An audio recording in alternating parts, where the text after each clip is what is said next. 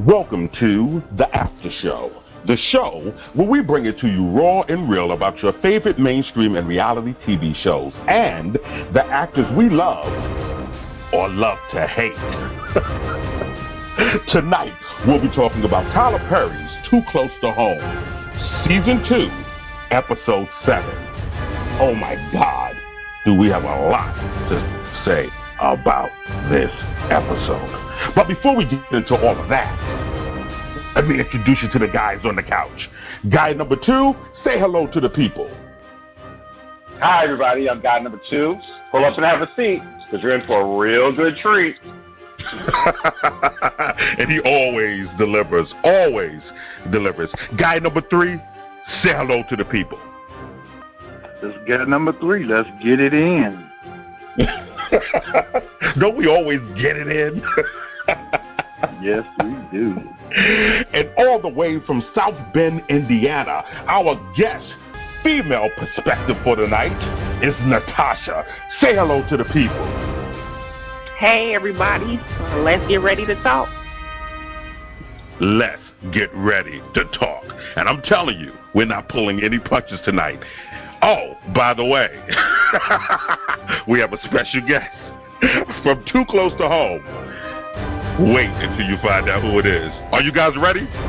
Yeah. Yes. Let's go. I'm ready. Let's go.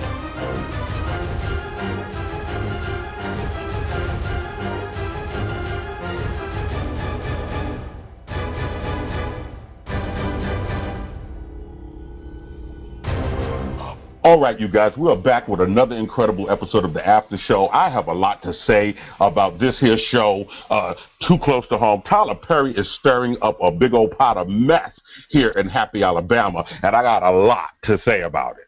I'm your host, CC Cowan. We're going to jump right into this thing. I got my people ready. They're ready to sound off, so let's get this thing started. Look, the episode opens with a presidential press conference as President Thomas tries to duck questions about cheating allegations. The First Lady is just standing there watching him squirm. So I want to talk to guy number 3. Talk to me about Caitlin's, just her cool face and her cool demeanor as she, watched the president squirm, knowing that she set it up. She was really enjoying that. She was tickled pink on the inside. She was liking the fact that he had to answer them questions and come clean about his activities. But he didn't. He held his cool. And he ducked and dodged them questions, boys. It was a shoe being thrown in the room, he ducked it. He did, and I think they are, I don't know if that's what presidents are trained to do. I like to know what a training facility is. I need to get to what are the training facilities. What about you, guy number 2? Absolutely. I definitely need to be trained on that. I definitely have to be. You got to build something. I am so raw and so real. I'm telling you, I can't lie to save myself from going to hell. I'm telling you. Listen, matter of fact, not only did he just stand there, just cool, calm, barely blinking, like, yeah, get him. But while he was basically being accused of taking some sort of male stimulant that they believe had caused him to have, a heart attack, guy number 3 said was ducking and dodging those questions. But he looks pretty young and pretty spry to me. So my thing is, how old is this guy number 2? What do you think? He looks like he's maybe about 53, 54. He doesn't look that old to me. I mean, he's definitely not a senior citizen.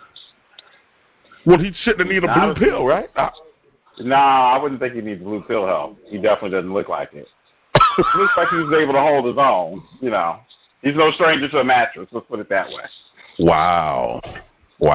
Look, I don't know what some people go through, but I don't need a pill, okay? Yeah, all right now. I don't need a pill before, and I don't need a pill after, okay?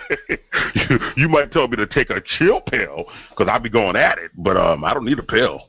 What about you, guy number 3? You need a pill? Not at all. Rick Ross in the building.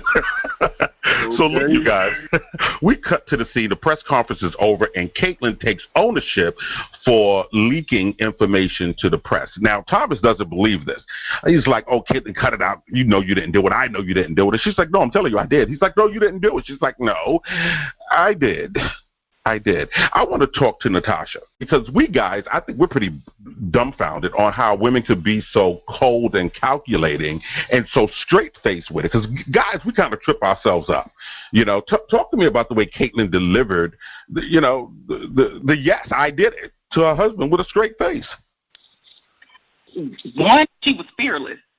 And she was real fearless. And I really like that about a woman. You could tell she's, I don't want to really say wearing her emotion on her sleeve, but she's doing a real good job of, like, keeping her true emotions at bay. So she's trying to get him back, like, by doing little sneaky stuff, like, leaking little bits out what happened to the press. She's trying to tear Anna's life apart. And so I think she was just real fearless about just saying, hey, yeah, I did this. I did this whether you believe me or not. This is happening. She's trying to get her power back. That's what I think. She's just trying to gain control back of the situation.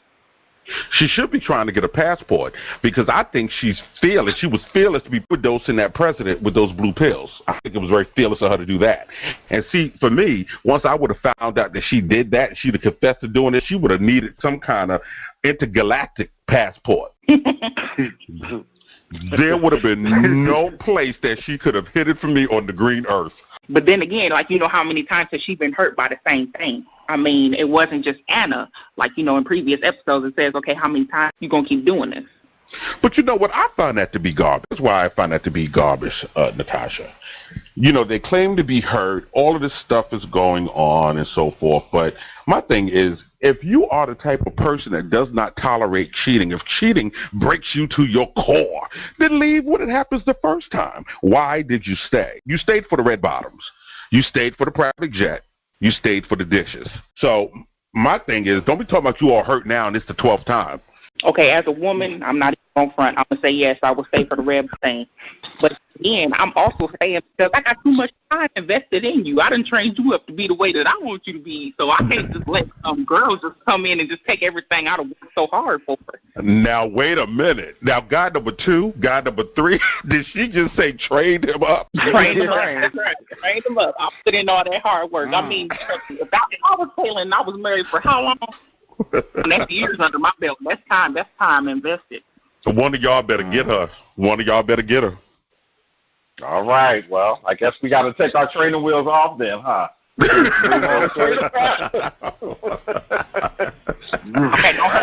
Wow. Look, because I'm about to get biblical on you. You are the helpmeet. Okay? Helpmeet. That's what you are. The helpmate. Okay? I am not to be trained by you, will not be trained by you. If anything, I'll do the training. Now, am I the helpmeet or just the companion? You're the helpmeet. That's what you are, the help, okay? And if I decide to do something else with you to draw you in a little nearer where you can think you're the companion, then that's cute too. But it'll be up to me. Okay? Now, move. Sitting on the counter. You're the help. Clean the house, wash the clothes, have the baby, stuff like that. The pies, I got. Cook the pies, right? Now look, look. Let's move on, you guys. Let's move on, you guys. We have 2 minutes before our guest calls in. All right, look. All right. So, guy number 2, what do you think of this press secretary and the tone of voice she's using toward the first lady? I think this woman thinks she's Olivia Pope. I definitely think she thinks she's Olivia Pope, and I think she also thinks that she's like a little bit of what's Angela Lansbury, because she kind of steps in and she's telling you who she is, and she thinks she got a little power under her belt. I don't know, maybe she's got a feeling for his brawn, but she is kind of bossing us around a little bit because I see where she's going. Like, you're not going to sit here and tell me about my position. Like, okay. Well, she clearly doesn't have a clue of who Caitlyn, a.k.a. Heather Locklear, is, because you will not be pulling that number too long. I was like, this chick is out of order. Out of order. Very much so. What did you think, guy number 3?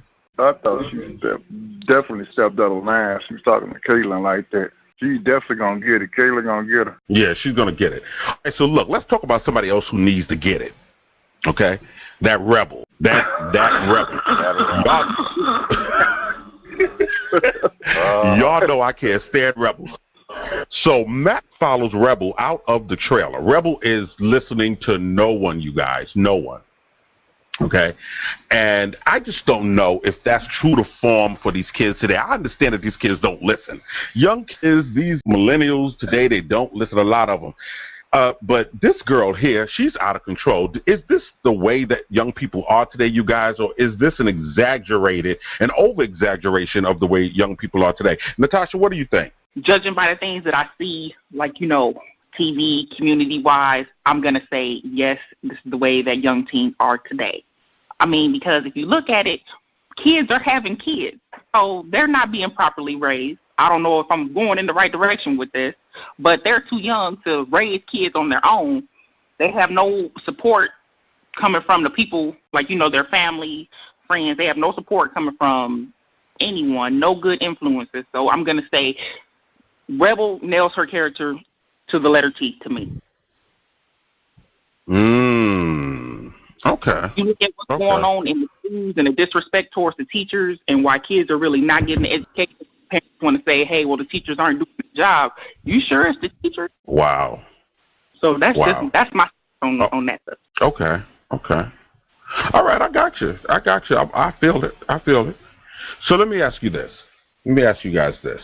So Frankie and Sheriff Mobley conversed about whether or not cleaning out Jolene's trailer is a good idea. So what do you think, guy number 2? What do you think? I think it's going to be like a little bit of a twofold situation. I definitely feel like cleaning out the trailer is going to definitely be a good thing, just for hygienic purposes. But I know that it's going to uncover a lot of the things that we still have yet to see with the dynamic of this family and how these sisters relate, how Jolene even fits into the past and how she got into her current situation where now she looks like she's bedridden. There's going to be a lot that's going to unfold, and it's going to really spill over and really show us a lot of what's going on. So the trash that's around the trailer is really representative of all the things that have been collected in the past. So as those things move away, we're going to start to see the truth of stuff. Listen, I told you guys last episode, that I believe that there was a lot more that was anchoring Jolene to that bed. And I believe what you said, guy number 2. When they peel away the layers, when they take out all the trash, they're going to see what's really anchoring her to that bed. And I don't think that they're going to like what they find at all. Sometimes it's best to leave things covered up. Just leave it covered up. You don't have to deal with it. All right, you guys, we are going to be right back because we have a special guest. He's here, and he's ready to talk to you guys. So don't go away. We'll be right back with more of The After Show.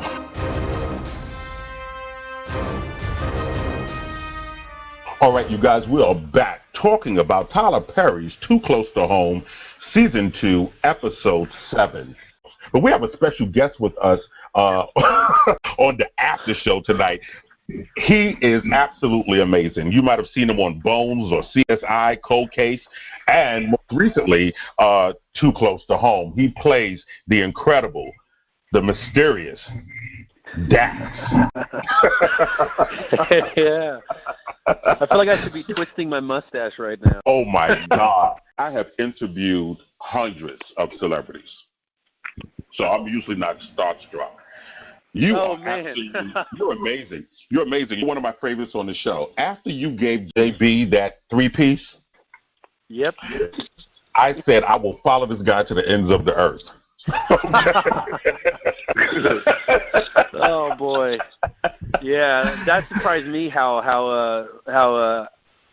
much of a fighter I was when they were like, "This is what you're doing." I was pleasantly surprised of how talented I am with my fist. I love it. You are talented. So look, let's do this. I have a couple of questions for you. Then I'm going to jump back into some questions about the show. Then we're going to see if you can help us out a little bit, and then we're going to, all the guys and gals here have questions for you as well. Okay? Okay. Let's rock and roll with that. Okay, so look, Nick, tell us. I want to call you Dax. Can I call you Dax? Yeah. I love it. So Dax, I want you to tell me, first off, how did you get selected to be a part of this cast for Too Close to Home? Well, I put myself on tape in Los Angeles, where I live, and sent it in to the casting and production in Atlanta for Tyler Perry Studios. I guess they liked what they saw, and they flew me and a number of other people out there to Atlanta a couple days later, and we auditioned together. And the rest is history, I guess. How many people did you beat out? I know you beat out thousands. Yeah, I don't know. You never really know the number, and I don't really want to know. I want to know. See that face? You beat out thousands. I have dubbed you. I have absolutely dubbed you Superman 2017 and beyond. I love it. I'd like to add my face. Yeah, I'd like to add my name in the list of Supermans. I think there's 3 on TV right now in movies. I'll join in any day. You could be the 4th and final. Do you guys agree? Doesn't he look like he could be Superman, this guy? He definitely looks like Oh, yeah. Yeah. Yeah. I'm going to be pushing that on. Yeah, I'm going to be on social media pushing it to the wheels fall off. Somebody has bet to cast Nick Ballard as Superman, as you who are tuned into Superman's the cousin. I'll take that too. Just in that Superman world. That's fine. I'm sure they all. Everyone's. We're a big family. Up at Krypton. So. Okay, you can be Super Duper Man. That's good. That's great. That's great. I love it. Okay, so look, we have questions about your character on the show because, first of all, we didn't know what was going on with you. You were just kind of docile and just quiet, kind of firm when we were introduced to you. You were very adamant about Victor not going off with Anna to Happy Alabama. You were very adamant about it, but he defied you. And still, you didn't really show a lot of aggressiveness. You know what I mean? Mm-hmm. You weren't very aggressive there. But wow. Yeah. Okay. So what I'm going to do is this. Guy number 2, talk to Nick. You have a question for Nick about his kind of swift change in behavior? Yeah, I do, because, I'm really curious as to your character's relationship with the First Lady. I mean, it seems like they have a lot more going on than we can actually see. And, of course, I know you can't give away so much of the storyline because, we don't want to be all overly predictable. But it just seems like they have a really deep relationship. And, and whether or not that's true, I mean, can you tell us a little bit about that? Or I think you're right. I can't talk too much on it. But I think that's there from the beginning. I think that's where a lot of the hesitation comes when in season 1, not wanting to go because I have an allegiance to the First Lady more than the President, and I know that's just gonna make her look worse. So, but that's not really revealed. As far as how deep it goes, I think it's pretty deep, but I can't really answer that. So, are you related to that press secretary? I hope you're not related to that press secretary because we think she's acting a lot like Olivia Pope. Wrong show, and I don't like this woman acting like that with Caitlyn. But I'm wondering why the people that are so close to the president and the first lady, why they have so much attitude? Because you got on the phone and said some things to Caitlyn as well, like I need to get out of here and make it happen. Yep. Yeah, I'm not related to anyone, there, unless she's probably got networks. So I'm sure if you go deep in there between her and the president, there's probably us crossing paths somewhere, but we're not related in the story at all. But yeah, the way it was written though. I saw it and I just thought, Dax isn't taking it from anybody anymore, and I think that's gonna bite him. Wow! Because you can only talk to someone with that much power, like that so many times. No matter unless that dirt is good dirt. It's good dirt, man. But I don't think even if it really is, I think eventually that is I'll be put in my place.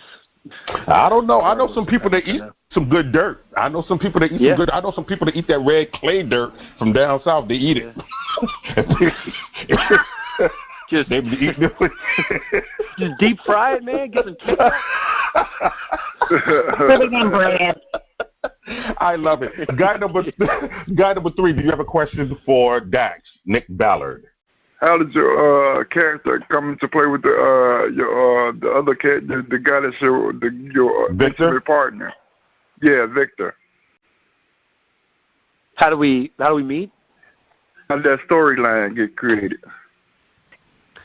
That was Tyler, and we had a lot of conversation with him about that. I think we both kind of came into it with our own ideas, and that's the great thing about Tyler. You know, he loves working with the actors, and whatever brings the truth to our stories, and you know he's open to that. So that has not been really explained, but I think, you know, if you asked me or Charles, who plays Victor, it could be 2 different stories, but I think he's kind of left that up to us. And we had this conversation with him, and you know he agreed. You know, he agreed with us. Whatever made the truth to us, you know, was left to us. Yeah. Left up to us. I love that, because sometimes as an actor, I used to act as well, when you just can't find that place. Sometimes it's a role that you just haven't done before. You just can't find that place. Like, where do I go here? And you start to really read the script and sink into it, and you kind of get transcended into the script. And it's like, okay, I got an idea. I know what I want to do with this. And it's great when you have a director that will say, show me what you want to do with it. You know, show me what you want to do. Show me where you're comfortable, and then I'm going to show you how to heighten that a little bit. So yeah. I love that he allowed you guys to do that, and to talk to him about what you guys wanted to do with that relationship in the program. Let's go to Natasha. Natasha, do you have a question for Dax, a.k.a. Nick Ballard? I do. I got like a whole bunch of questions. Well, one question right now. One question. Okay, one question. I just want to know, Dax, by the way, I just want to tell you, you came out of a bag on me. What? Like, I'm more interested in your relationship with Victor than, like, anything else that's happening on the show, like, minus the First Lady and her husband. I do want to know, like, would you have found out about Victor cheating on you if you stayed in D.C. and not gone to Happy? It's a great question. That is a goal.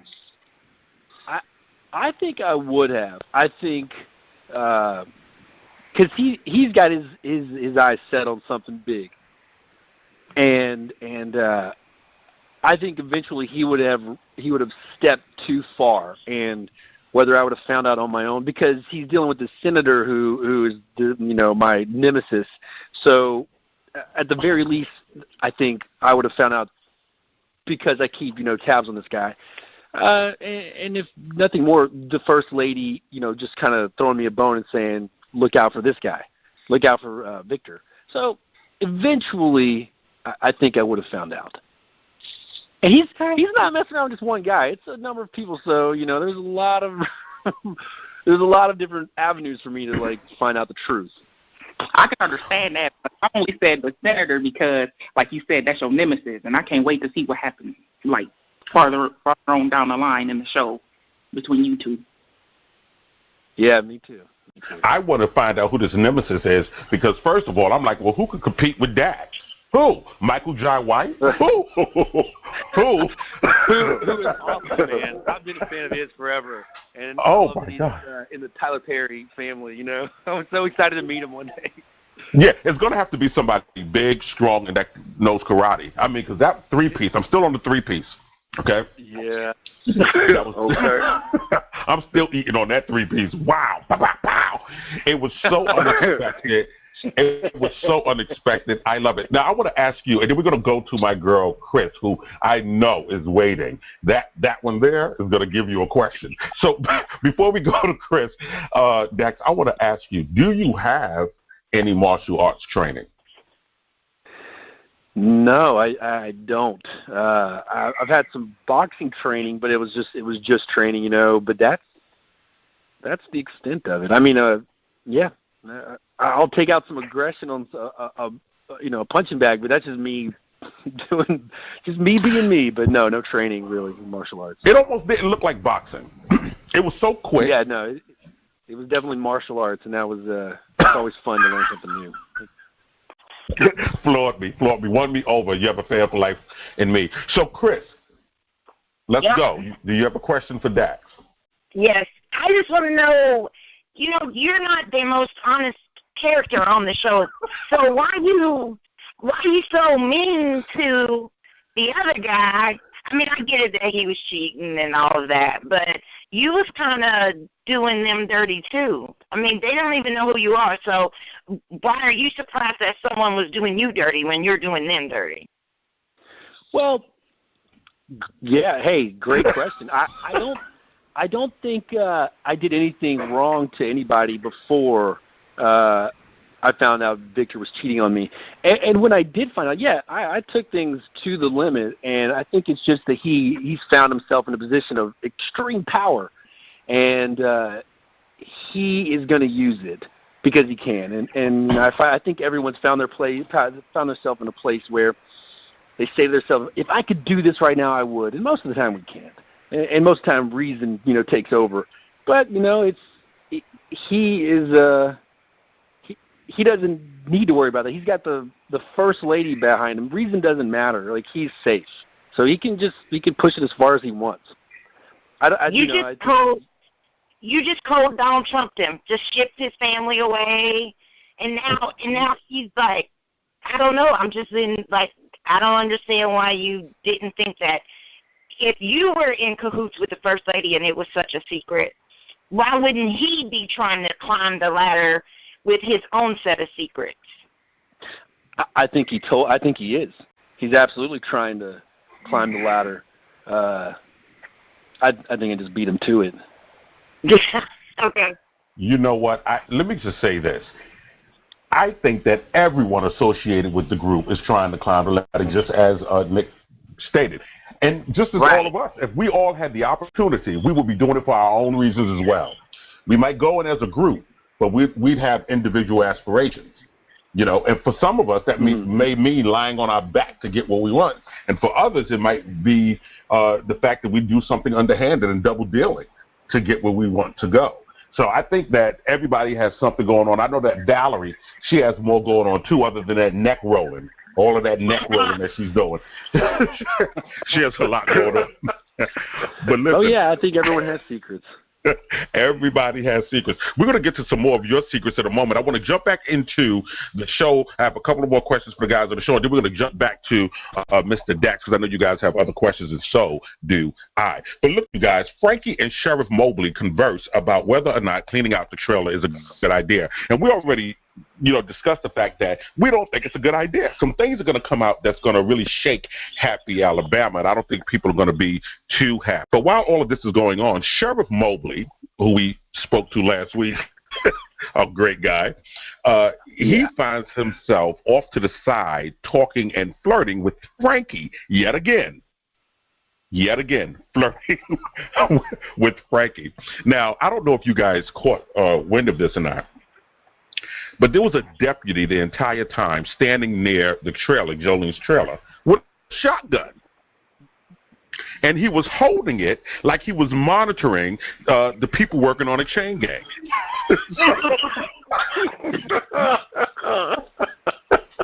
That's the only way he could get people to go in that trailer.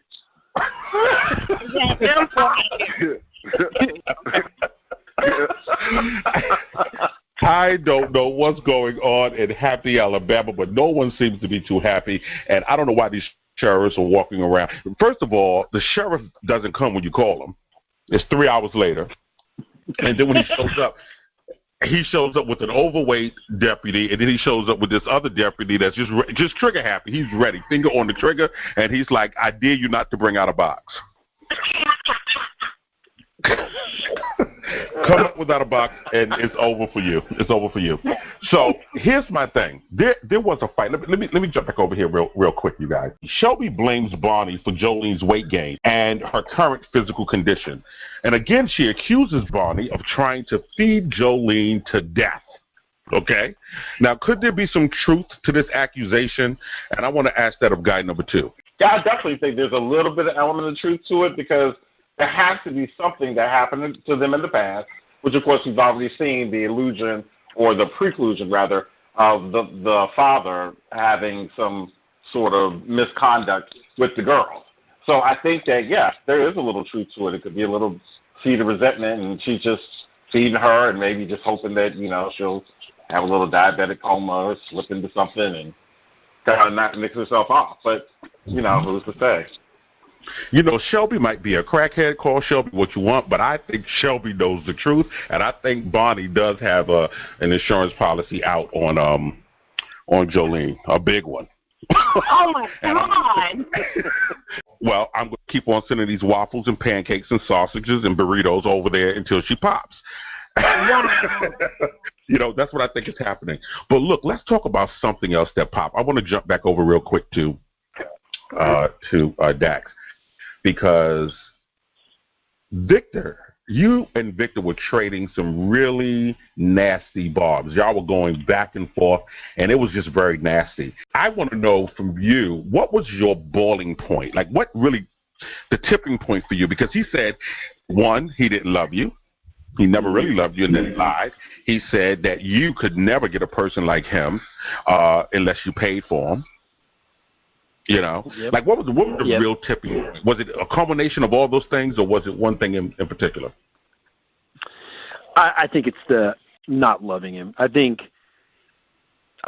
throughout all of this, Dax, that's all he really wants was for Victor to apologize and say I messed up, and because he's always sort of been a guy that's had his problems, and I've taken him back, and I think the last straw was him saying he doesn't love me. But then those other couple things was sort of what became violent. But I think that's the tipping point. That's opposite of what I've been wanting, and then he's just kind of. Listen? I get it. Let me tell you something. When I watched that episode and that scene in particular, right? Okay, you had already won me over with the hotel fight, but. Then when you went up in that room, I said, okay, now why is he going in there to mess with Victor? What is he going to do?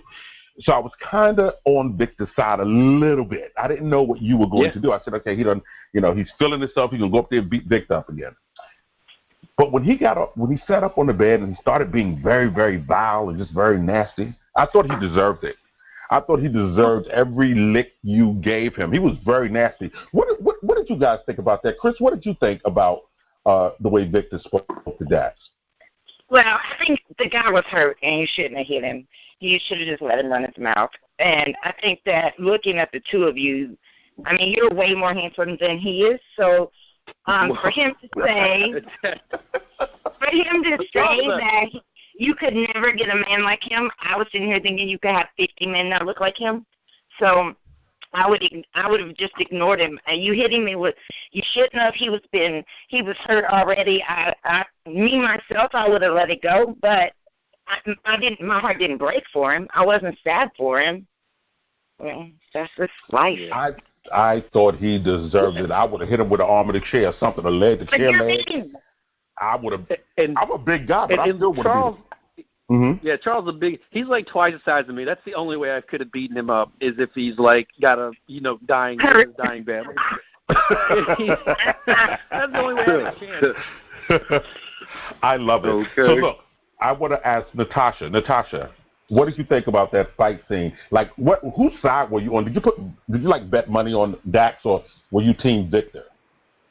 I told you Dax came out of a bag on me, man. I really wasn't expecting that from him. Like, one, right? Yeah. So, like, looking at the situation, I kind of was on Dax's side because nobody likes a player. And so, like, I agree with you mostly. Like, Victor deserved every single punch that Dax landed on him. Oh, that's awful. No, but it's the truth. Guy number two, do you want this thing to get resolved between them, or are you secretly hoping that it gets worse? I'm secretly hoping it gets worse because I would love to see you two as enemies. I would just love it. I think that it would add some excitement to the show. I mean, I think the element of just the tension alone, because the bar exchange was incredible. But I think that you two would be great enemies. I really do. I think they'd be great enemies. No, I'm saying that if it continues, the drama is just too good. There's so much. Well, listen, you've proven yourself to be a snake, but a snake with a terrible bite. So we love that. I want to see more of that. What about you guys? What about you, guy number 3? Well, I think it's going to end up being resolved. Victor was just speaking from anger because his parents was deported. I think he really did love Dax. I think he was just angry because his parents got deported. Right. If his parents not got deported, I think he wouldn't even say nothing like that. I think he was just speaking from anger, and I think he deserved for Dax to punch him in the face, because I would have probably punched him in the face if he said something like that to me. Oh, wow. Yeah. You're violent. But we're men. We're men. We're going to sit over here and give you a rose because you cheated. You know what I mean? But here's the thing. You guys.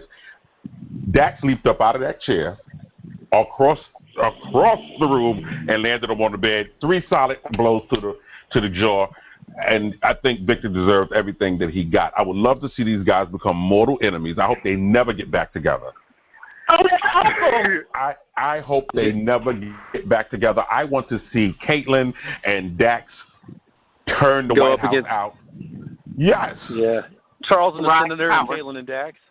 Yes. Victor and the Senator. Yeah. Oh, my God. Yeah. But who's the Senator? Because we didn't get a chance to see the Senator. What does he look like? Who is he? He hasn't been introduced yet. We'll find out. Let me roll up in there. Let me roll up in there. Let me call Tyler. Let me roll up in there as the senator. You want to see some drama? Let me roll up in there as the senator. All right, you guys. I want to ask a couple more. I'm going to ask you guys a couple more questions about the show. Then we're going to ask Mr. Dax a couple of more questions, and then we're going to let him go because he's a big star. He can't stay with us too long. So we got our finale cast party, man. I got to head out. We get together as a cast every Wednesday, and you've seen we get together, we tweet, and we interact. We try to interact as much as we can. So heading that way for the big finale. I love it. And you better not get killed for the finale. You better not get hurt. I don't want a hair out of place. I want you smoking everybody in the room. Smoke everybody in the room. That's what we need. All right, so look, let's do this then. Let's do this because he is going to have to run out. So I'm going to give you guys one more round of questions for him, and then I'm going to ask a question, our closing question. Okay? So let's start with guy number 2. Okay, Mr. Ballard, in your acting career, have you seen a lot of characters that are similar to your character where Dax is concerned? Have you seen that before? Like, did you pick up some traits from some prior stuff, and kind of incorporate that into this role? Because you're doing a really phenomenal job of this role. I love it. I love your acting skill. Thanks. I think.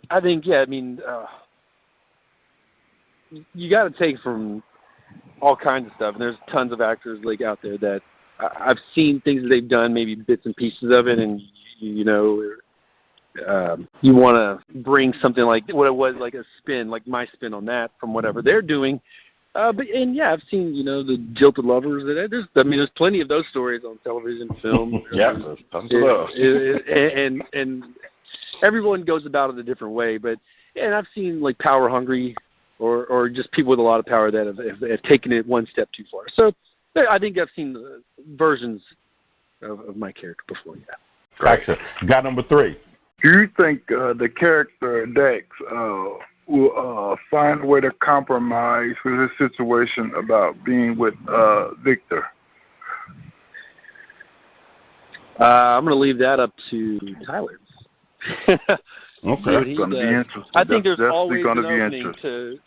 Yeah. I think there's always a way to reconcile, but and then things could fall apart again. I mean, sometimes that's real life, and people get back together, things get ugly, get back together. I mean, Victor and I could be doing this for the entire run of the show, Yes, always potential. When you love someone, you don't fall out of love with no matter what they do. So God, please do. Please do, Nick. Please do.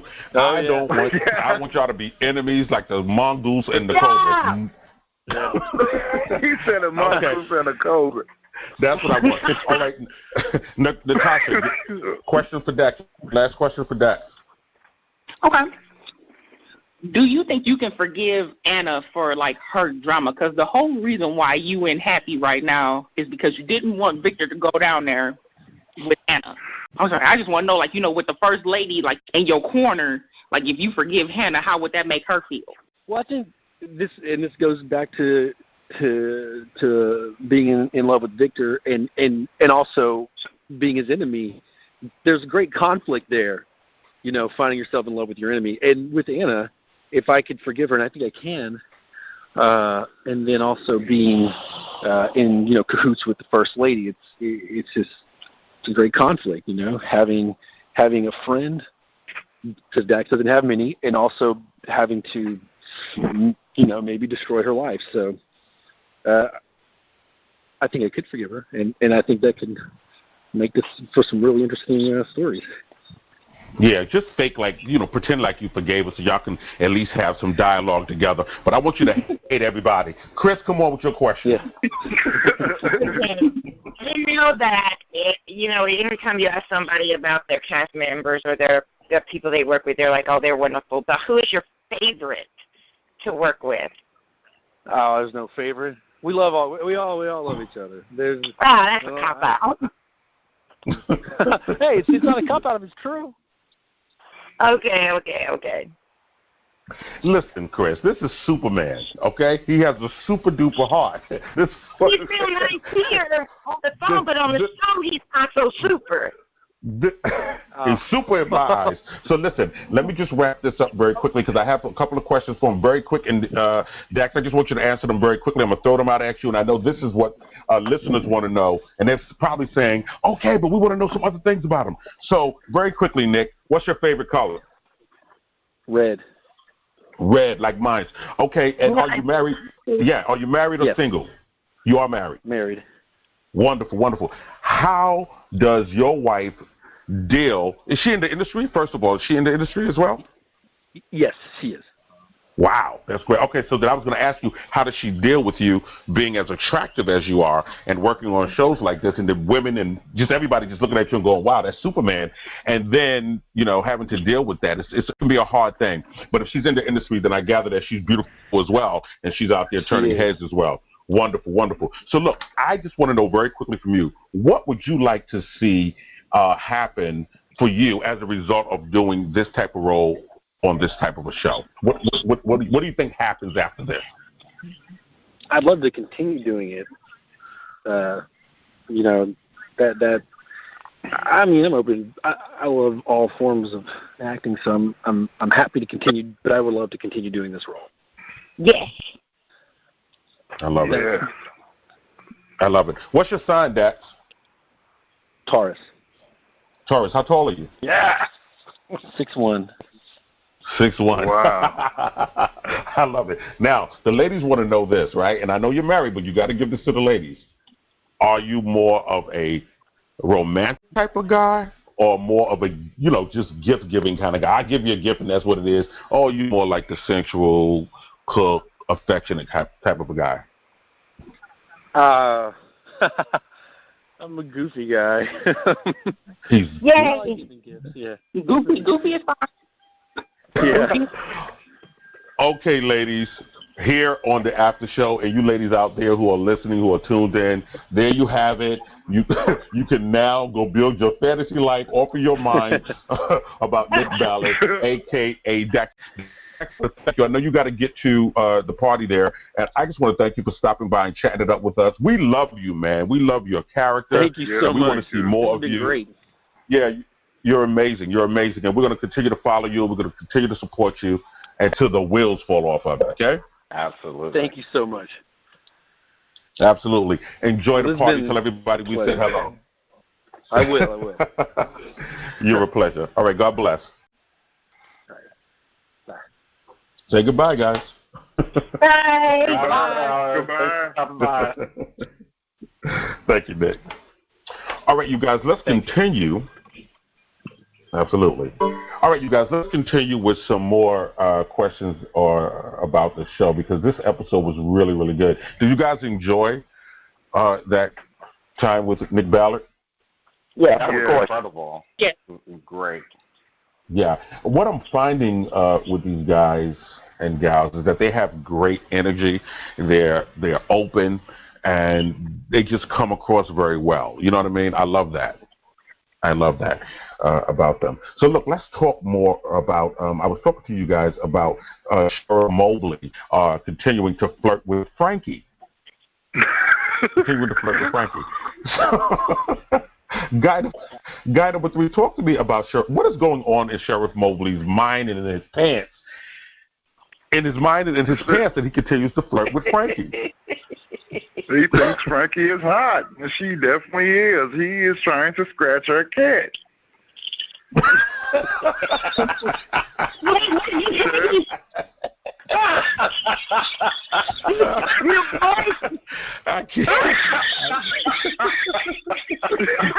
I cannot with that sheriff with his fresh self. Wow. I think he's trying to scratch the cat too. Now the cat might be up on the hot tin roof, but he's gonna try to scratch it, and he might get some he needs burnt in the process. I want to jump over to Natasha.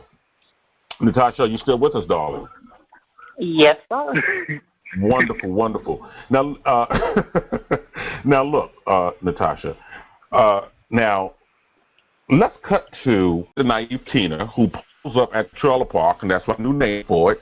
Okay, TP, which is the trailer park, and she finds a bra hanging from Elm's van. And I don't know about the rest of you, but I thought that her response was pretty lackluster. So what did you think about Tina pulling up and just staring at the bra for 3 minutes? What do you think about that, Natasha? I agree. Her response was just totally wrong to me.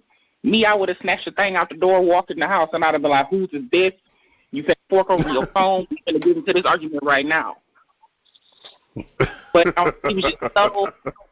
You could blame it on her having 2 jobs and just being tired and not having the energy to do that. But then again, I would start snooping around after that. Like, okay, if I found this in the van, what's in the house? What's in my bathroom? What's in my bedroom? Right. So, now, wait a minute. Is she Martian or something? On your TV, Natasha, I want to know if Tina is green or is she purple? Because a black woman ain't never too tired to get in an argument, especially when she think her man is cheating. Yeah, you absolutely right about that. I can attest to that. So, my TV, I don't know if my contrast is a little bit too high or low, but she kind of lost me with that response right there. When she found the bra, I was expecting her to go in and be, what's this? I'm finna tear your head off. I'm finna do something. Absolutely. I thought the response was very lackluster. You see this bra, you know it's not yours, and then you kind of stare at it for a few minutes and then walk into the house calmly. I didn't buy it. I don't know what kind of job she's doing. I don't know whose floor she's scrubbing. Her back is hurting, whatever she's doing, and she couldn't have mustered up some strength to go in there. I would have walked upstairs and pulled. That's what I'm about to tell you. The screen door would have been in my hand when I walked in. I'd have snapped it straight off the hinges. So look, Khrys, Tina asked Frankie if she knows anything or if she's seen anything going on around the trailer park, with her husband. Mind you, she doesn't really like Frankie. Okay? She doesn't like her, but she's going over to ask her these questions. Does she have a right to inquire of Frankie about these things? Well, I think that she suspects Frankie, that it might be Frankie's, is what I think. But I wanted to answer the question about did her response lackluster, because I would have went off too. She working 2 jobs. This dude sitting at home not doing nothing. I would have smashed his van up before I even got to the door of the house. That's crazy to me. Now, wait a minute. You are not going to get on here this week and try to give us girl power because you got Natasha over here on the line with you. Last week, you told us it was okay for you to have a man that didn't have a job and didn't work. Is that not what she said, guy number 2 and guy number 3? That's what she said. Guy number 3? Yes, she did. I said my husband went to school. I worked 2 jobs to put him through school. Your husband must be home sitting on the couch right now listening to you, and you're trying My husband is in Nashville. I said my husband I put him through school, and now I don't work, and he works. But this dude don't do nothing and couldn't even cook a dinner. Do you not remember? I remember. But do y'all remember the size of his feet? Oh, whatever. Exactly. You can buy them all day long at this store right in Knoxville. They sell them. You can get them in any color. You can get them with glitter. You don't need a dude for that. You can scratch your own. What did he say? The kitty. You can scratch your own kitty all day. And keep it. Listen, I don't care how much you have bought into those. I don't care how much you have bought into those candy-coated nights. I don't really care about that. That's not going to do the job, but for so long. I want to move right along because you're about to get yourself in trouble up here on this line. And, I can handle you. I can handle you and Natasha with these little feminine comments y'all making on this line. Being I don't have any help from guy number 2 and guy number 3, I'm going to move right along. So look, you guys. Okay, so Tina tells Frankie that the bra smells like the cheapest perfume. Now, what kind of perfume are they wearing in the trailer park, you guys? Because I assume it would be Jean Naté. What the? That Walmart body spray. Old natural. Look, I would assume that it would be something like Eau de Toilette Bowl. That's what I thought. Or fragrance of skunk or essence of backwoods or something like that. Let me find out they're running around wearing Joy Parfum and Hermes and Cellini up in the trailer park. Y'all live in a trailer park. Y'all live in a trailer park. Okay? If I flush my toilet, your water in your sink comes on, and you're telling me that you could tell the difference between what cheap perfume is? That's awful. I'm outdone. I am outdone.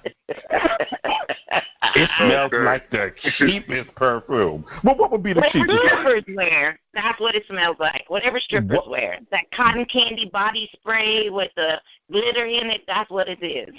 I don't know, because even strippers in some of the clubs in New York or Atlanta, I'm sure that their perfume costs more than what they would get out there in any convenience. What kind of store do they have around Trailer Park? I was about to say, they're in Happy, Alabama. Population like 15 people.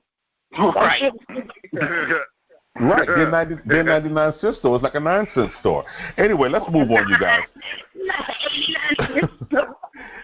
So let's move on, you guys. Nelson comments to Octavia about Regina's sleeping habits, and he jokes that she's sleeping as if she's pregnant. Now, Octavia tells him not to say anything like that. Do you guys think that she's right for keeping a secret from her brother? Weigh in on that, guy number 2.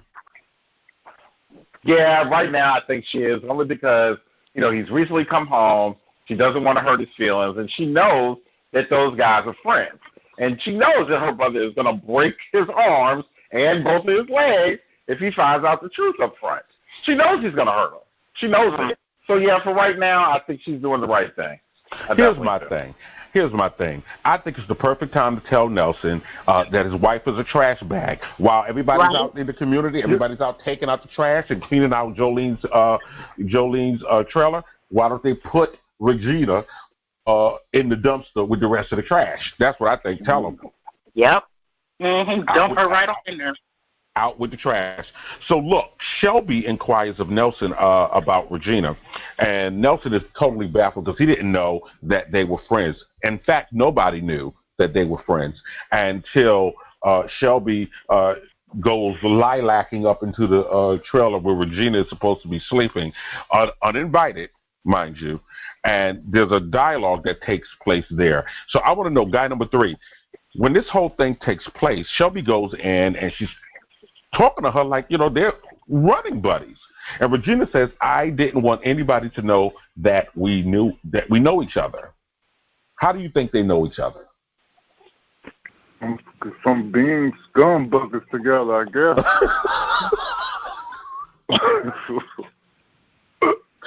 Well, birds of a feather frankly flock together. So you think that Regina's a crackhead?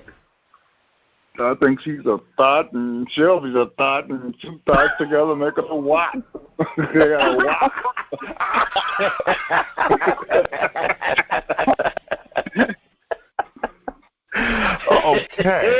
Okay. Well, I'm going to go to a more level-headed person. Natasha, tell me, how do you think that thought one and thought two know each other? You mean them what? Okay.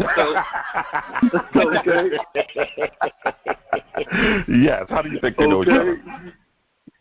From doing the things that Shelby do. At least Shelby is out there in public with hers, but Regina, like, she just hide it. So, you know, if they know each other from running the streets, I mean, that's what I assume. Like, okay, if you're saying that you don't want anybody knowing what y'all did or what y'all doing, then you got to run the streets with her. Okay. Okay. Well, we're going to see how that unfolds because I in my mind, I just can't see what those two would be doing together. I don't get it. I just don't get it. But look, maybe I'm not supposed to get it. And maybe Tina isn't supposed to get it either because she confronts Elm about the random bra she found hanging out of his van. And in typical male fashion, he tries to make her believe she's jumping to conclusions, even though she's holding the bra in her hand. Now, I want to know from Khrys, what would you have done? What would have been your response had you been in that same situation? Well, I wouldn't have believed. Well, I don't know. It depends on, you know, she must trust him. So it's hard to. You don't want to believe that the person you love is doing you wrong. So, you know, you want to believe that what he's saying is the truth. But I believe I would do. After I initially lost my mind over it and calmed down, I probably would still do research to find out if he is cheating or not. But the whole phone situation, the way he was with the phone was real suspicious. But he's suspicious about everything. Yeah, but okay, before we get to the phone, I can't wrap my mind around it being 2017 and women and or men, they are in relationships, they claim they love each other, they're having sex with people, they're living together, they're marrying each other, and, you know, there's a suspicion of cheating. And just that one thing that happened, right? A bra, phone calls, someone lying in the bed with you and, you know, texting all night when you're lying right next to them or, you know, turning their back to you while they're texting. Someone's shoving someone under the bed because you walked in and they're hiding someone in the closet and under the bed. My thing is this. Are we really still that naive? Are we really still that do we have that much low self-esteem still left in the world where we just don't get it? Like, any indication that you're cheating to me, if I have to think you're cheating, you're gone. Yeah, but you said he had been cheat. I'm talking about, you know, in life. I'm just outside of the show now. I'm talking about in life. If I think you're cheating, you're gone. I might hit you in the head with a shoe on your way out the door. I might hit you in the head. I might bop you in the head with a Timberland boot on your way out the door, but you will be going out that door. But then what happens if you find out it wasn't? Like, let's say that happened, and then you find out later that that person wasn't disloyal to you, didn't cheat on you, that you made a mistake. I will take the loss because here's what I'm saying to you. Wow. If I come home to my house, okay, and there is another man's shoe or another man's underwear in my bed, in my car, in the car that I bought you, I'm going to beat you into kingdom come, and then you got to go. And I'm not going to wait to find out that, I'm not going to wait to find out that you was carpooling and you picked your girlfriend up and she did laundry and she dropped her husband's drawers in the car. I don't want to hear that. I don't want to hear that. Okay? Wow. So that's where I am with that. And I think, it's particularly black men, I think we've gotten very soft and we've let women just get away with a lot of stuff, and I'm just not having it. Okay? Men cheat way more than women. Stop. I ain't even just talking about cheating. I think women are just too mouthy, and there's just too much stuff going on, and so I'm not having it. I think you guys are... We're too mouthy. Did you say that women are too mouthy? You better bring it back to the show, bro. Bring it back to the show. Let's talk about the show again.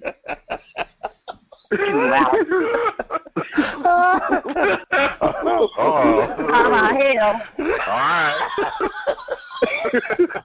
All right, let's turn the thermometer down. I ain't thinking about Khrys. Let's move on to the next question. Okay, look. So Tina and Bonnie have a quick conversation about the possibility that Elm is cheating. Bonnie gives a little bit of advice, but what do you think about Bonnie giving Tina advice, you guys, being that Bonnie doesn't even have a man? It's always the person that ain't got nobody trying to give somebody some advice. So what do you think about that, Natasha? Well, I look at her as being like the mother hen. Like, she's going to look out for you. She's going to want the best for you. It's not that the fact that she really don't have a man. She could have one if she wanted to. Like, she got Brody. Like, she just actually wake up and see, like, hey, Brody actually wants her. Maybe he's over her sister. But you never know. I'm kind of giving her, like, hey, I'm your best friend or I'm your mother type. I'm going to look out for you. Here's my advice on this situation. If I was in your shoes, this is what I would do. From experience, this is what I would do. Okay. All right, I can see that. Do you guys agree with that? Do you agree with that guy number 2? Yeah, I could see that a little bit. I mean, I wouldn't think, Bonnie's no spring chicken, so she looks like she's been around the block. She's definitely got 2 sisters that have more than been around the block. They've been around the city. So, yeah, she could give out a little bit. The country. Yeah, them things is getting around like old rabid raccoons. So, look, I want to go to the guy number 3. So, meanwhile, while all of this is going on, Nelson walks in on Regina, who hides her phone under a pillow on the couch. And he asks her to come out and help the community clean Jolene's trailer. She resists, but he insists. And then she saunters off into the bathroom and says she needs to change her clothes, which I find ironic since, a few episodes back when he came home from the military and surprised her, she was caught in the van sleeping with Elm. And when that Octavia told her to go wash, she didn't because she slacked. But all of a sudden, she want to wash to go move trash. It's so funny to me. So my question to you would be, in a situation like that, do you feel that he should have had to ask her twice? No. I would have dragged her out by a mop of her hair and tell her, get out of here and represent this damn trailer. Girl, you ain't back here doing jack nothing.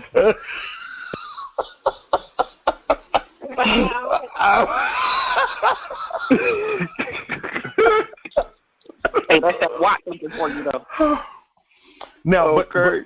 So let me ask you this. Do you think that Nelson is a bit naive? Like, you just came home from the military. You haven't seen your wife in a year, 2 years, or however long you've been deployed. And you're telling me that you don't know that there's something going on with this woman in regards to her response to you? What do you think? Is he naive? I definitely think Nelson is a bit naive. I think he's just excited to be home. And he's not putting things together. But once he gets a whiff of things going on, he's going to flip his lid. Wow. And it's going to be hell and happy. It's going to be hell and happy. So, look, let's talk about a little bit of hell and happy. Now, we spoke earlier to Nick Ballard, who plays Dax. And, again, we had a great time talking to him. But it seems as though he has done beat Victor up, just pummeled him into the floor, and now he's bleeding again. And, Brody runs up there looking like, I cannot believe it's not butter, pulls him off. And that daddy says, that daddy is in clear enough mind to say, he says, now I'm not going to be able to help him again. That's not what I'm going to be able to do. I'm not going to be able to save him again.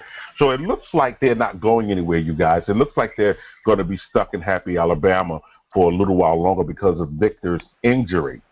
Okay? Because of Victor's injury. So I want to ask Natasha a question. Okay? Dax has beat his boyfriend down, and, Victor is there bleeding. Did you see a glimmer of regret in Dax's eyes, in his face, after he found out that the doctor was not going to be able to help Victor anymore. Were you able to see that? Somewhat I was. Because, you know, I mean, he's doing everything out of hurt and anger and out of spite right now. I mean, I don't think it goes to the point where Victor needs to lose his life over his spitefulness. So, you know, there was some hesitation there. That's what I'm going to say there. Okay. Because I said for a moment, it looked like he almost regretted it. Even when he said, well, I don't care. You know, they said, look what you did. You hurt him again. He said, I don't care.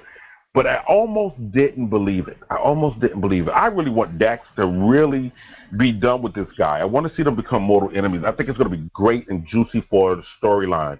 But let's talk about something else before we close out. I have 2 more questions before we close out, you guys. And I want you all to weigh in on these last 2 questions because I don't know what's going on here. And maybe you guys can shed some light, okay? So we cut back to Mac and Rebel again, and he's chasing her down the street. Where you going? Stop and talk to me. Stay away from Rory or whoever this guy is that she's supposed to be so in love with. The cousin, the grandson, cousin, uncle, brother. Exactly. And so while they're having their conversation on the road, this white truck pulls out. Okay, and it is Eli. It's Eli. And Rebel, true to form, jumps in the truck and rides off into the sunset with Eli. Can somebody tell me what the heck Eli is doing?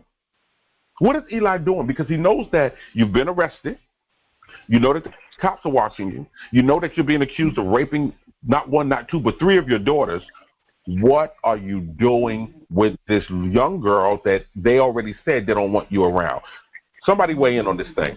Yeah, he's trying to definitely stir up some confusion. I think he's trying to either provoke the girls into doing something against him because of something that he might have on them, or he might be trying to pull something out of Jolene or hold something over her head to kind of push them into whatever he needs to be pushed into. He's trying to expose something.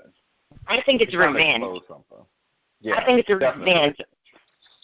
And I think that they say, you know, he got arrested for that. And so now he knows, like you said, you think that it's the sheriff's brother. So if that's the case, he knows that the sheriff's not going to put him in prison. So I think he's trying to get even with the sisters. And so he's doing it in their face out of spite. But I also think that's going to come back to bite him because I think that one of the sisters, Shelby, probably is going to end up putting a bullet in him.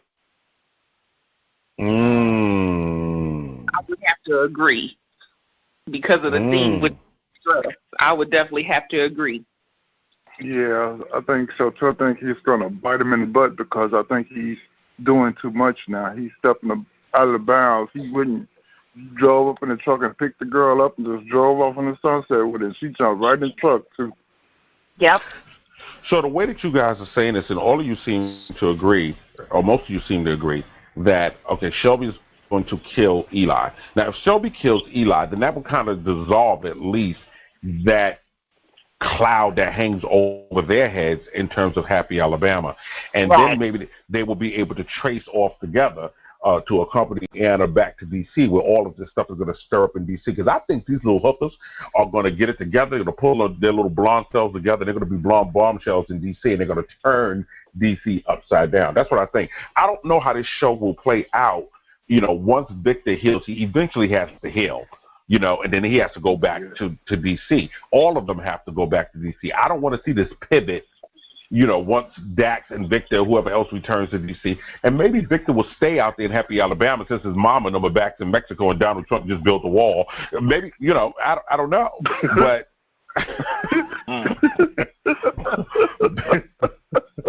built a wall, building a wall. I don't know. But I don't want to. Yeah, I just don't know if I want to see this constant pivot back and forth. Eventually, it's going to play itself out. I need everybody to be in one place, be in one city. That's what I'd like to see. But, okay, so you guys think Eli is going to eventually get a bullet to butt. Okay, here's my last question. And I want this question I'm going to pose first to Natasha and to guy number 3. Shelby sees her boyfriend about to toss a blouse into the trash and has a flashback of her childhood. Okay? And she snatches the blouse and she runs into the house to confront Jolene. And a fight ensues. So I want guy number. I'm going to let Natasha weigh in, and then I want guy number 3 to give me to weigh in on this scene. Give me your opinion about the scene. So Natasha, what did you think about the way that Shelby had this breakdown? One, like, okay, you can tell that blouse like hurt her a lot. Something had to happen to even snatch like a quarter or something out of it that probably used to give her some sort of comfort every time something bad would happen. So the way she storms into her mom, like, you know, that's just raw emotion, and I would expect that from somebody who goes through something like that. So to me, I think Shelby was kind of like in the right, because she asking her mom, like, you know, how could you? How could you? Like, I'm going to throw all your stuff away just so you can feel the pain that I'm going through.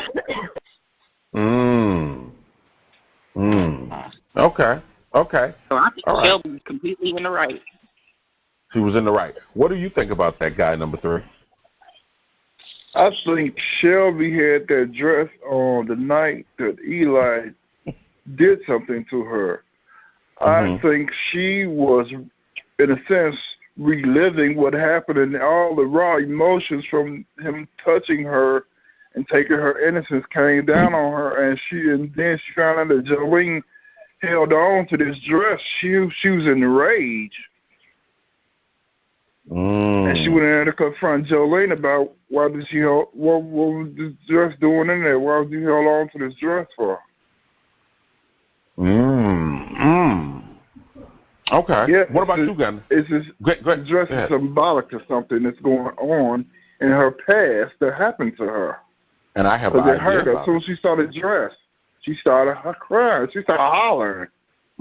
She was hollering, all right, like she had caught her foot in the bear trap. Yeah. So I would. Guy number 2, what did you think? What did you think, guy number 2?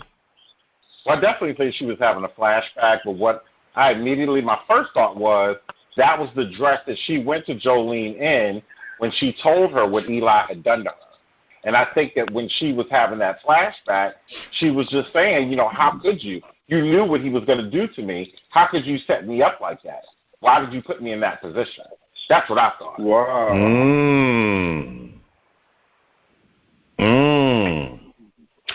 Whoa, okay. You guys are hitting on some stuff here. What about you, Khrys? What did you think? I don't think that it was a shirt. I think it was a dress. And I think that if you give children money, as when they're kids, they're going to spend it. So for her not to have spent that money, I think that he gave her that quarter to keep quiet about touching her. And that she went in there screaming and yelling because her mother kept those items, and she was angry because her mom saved them. He did these things to me. He hurt me. Why would you keep this? Why would you want a keepsake of what he was doing? Which only reinforces that she was aware of how bad that he was hurting them. Okay. Well, I was a bit confused here. One, first off, whether it was a blouse or a dress, because it all looks the same on some chicks to me. Okay, so yeah, you know, some things are so short, and some things just the way that she held it up. I thought it was a blouse, but okay, so let's say it was a dress. So here's the thing. I was a bit confused at first because I didn't understand. She said, "It's mine, it's mine, it's mine." She snatched it and said, "It's mine." Then she took it. She did not throw it in the dumpster. She took it and she went in the house, into Jolene's trailer, and she slung it into her face. Is that correct? Yeah, and said, "How could you?" She said, "How could you?" Right. Okay. Now, the reason that she saw this dress outside is because it was going in the trash. Is that correct? Right. Yeah. Yes. Okay. Yeah. So her question about why could you is how could you throw it out? Not how could. No, she probably thought that it was long gone by then. I mean, why would her mom save that dress and then all of a sudden it pops up again? I think her question was, how could you have kept it all this time? They found that dress in her mom's stuff. This is where I'm leading to, and this is why this is where my mind is going on this thing, and I could be wrong. I think that dress, I told you guys that I don't think Jolene is those girls' mama. That's first off. And I think that whoever gave Shelby that dress, the dress has sentimental value. I don't think the dress is a reminder of something bad that happened to her, but something good. And I think that Jolene took that dress from her, and she thought it was gone when Jolene hid it. Now, in the process of hiding it, it was now about to be thrown in the trash. When she saw it, she said, "This is mine. This is mine." Now, here's the thing. Why would you go into Jolene's trailer and then say, "Now I'm going to throw out your things. I'm going to throw out all of your things"? Because her thought was, you was about to throw this out, and you knew that this was mine, and it meant something to me. That's what she was doing. So, because you was going to throw my stuff out, I'm going to throw your stuff out. And she begged her not to do it. Shelby knew that those clothes in the closet, Jolene's things, meant something to her. They were memories. They were anchors. And so was that dress to Shelby. I believe that we're going to find out that Jolene is not those girls' mothers. I believe that the real mama or somebody related to that real mama gave her that dress, and she thought it was pretty. Mama gave you a little pretty dress, and she wanted it forever. But I think that Jolene took it from her because she didn't like her. And she hid it from her. And she probably hid it in that closet. And the little thought it was gone all that time until they cleaned the closet out and discovered that it wasn't gone when she saw it. She was in shock that that dress was still in that house. That's what I think. I could be wrong, but we'll wait and we'll see. We'll wait and we'll see how this thing plays out. Only reason I say this, you guys, Natasha, I hope you're following me on this too. You can tell me if you don't agree, but I think you might have a point there, Mr. Cowan. Yeah, the only reason I think that is because if this dress was attached to something awful, you're not going to claim it. This is mine. It's mine. No, you won't. You might look at it in shock like, oh, my God, where'd you get that? Where'd you get that? Where'd you get that? You're not going to say it's mine and take ownership. No, ma'am. But whatever the situation is surrounding this dress, it led to a fight. And, baby, Jolene reached up and grabbed Shelby by the hair.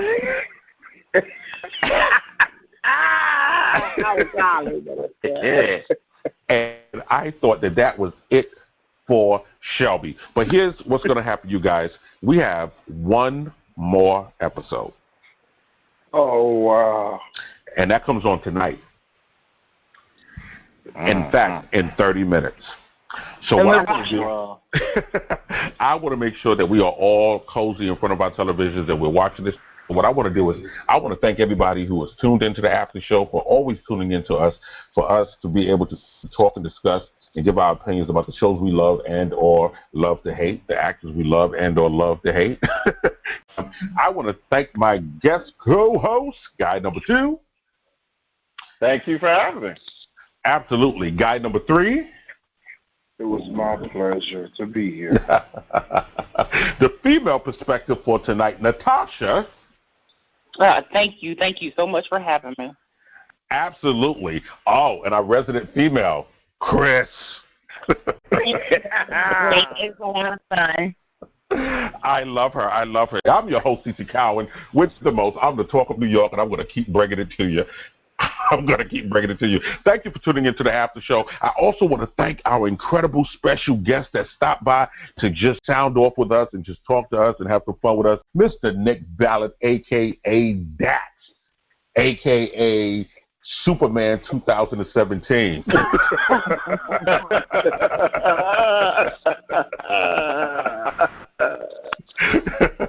If you guys are tuned in to the after show, make sure that you follow us, you guys, on BegRadio.com. Go to Twitter, go to Beg Radio. Also, visit the website, www.theaftershow.com. That's DAAFTERSHOW.com.